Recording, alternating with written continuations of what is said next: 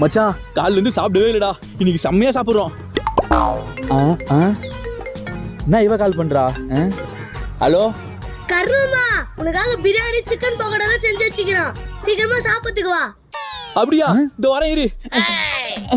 டேய் எங்கடா போற?